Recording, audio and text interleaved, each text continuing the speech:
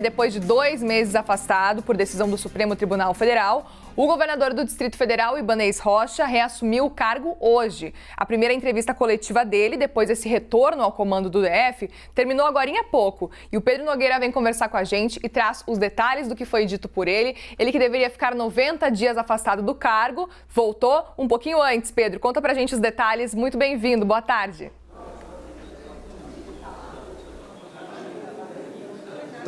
Boa tarde a todos que nos acompanham aqui no Visão CNN. O governador Ibanez Rocha foi muito ovacionado na sua chegada aqui nessa coletiva de imprensa na manhã de hoje e que foi resultado então dessa decisão do ministro Alexandre de Moraes, que entendeu que agora não tem mais presentes os elementos que levaram ao afastamento de Ibanez Rocha. Eu trouxe aqui um dos destaques da fala de Ibanez. O primeiro deles é que ele destacou toda a dificuldade que teria passado durante esse tempo, esses 65 dias em que ele se afastou da administração do Distrito Federal.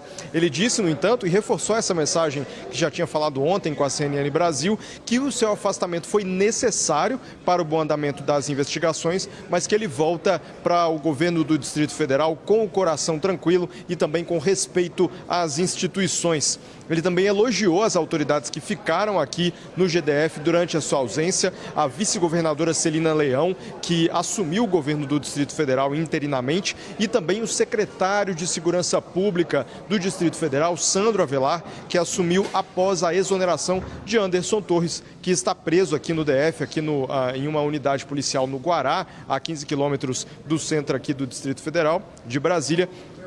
Então, Ibanez elogiou essas duas pessoas pela sua atuação na sua ausência.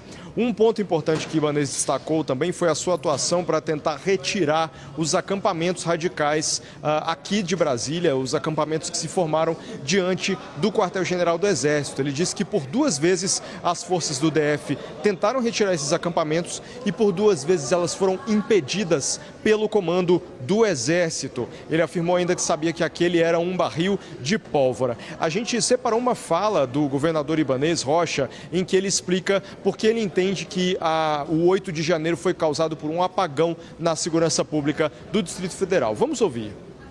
Eu quero dizer o seguinte, o que aconteceu no 8 de janeiro, na minha visão, foi um apagão geral. É você querer culpar alguém por aquele momento.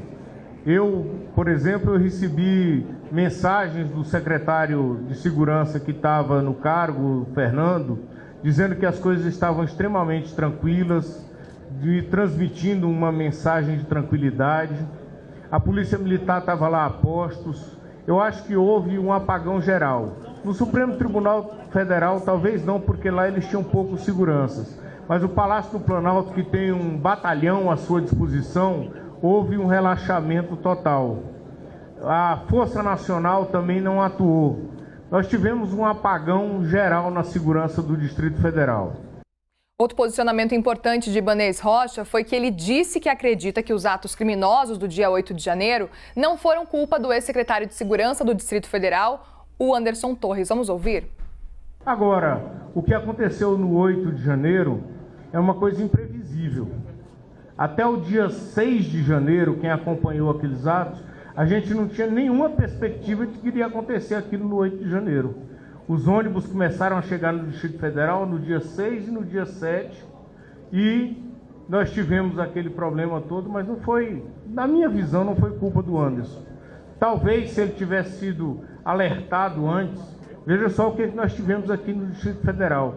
Nós tivemos a posse do presidente Lula, que transcorreu dentro da maior passividade possível, já num período de transição do Júlio para o Anderson, e nós não tivemos nenhuma espécie de problema. Então, eu acredito que o 8 de janeiro ele tem que ser lembrado sim, mas não só por culpa do Anderson.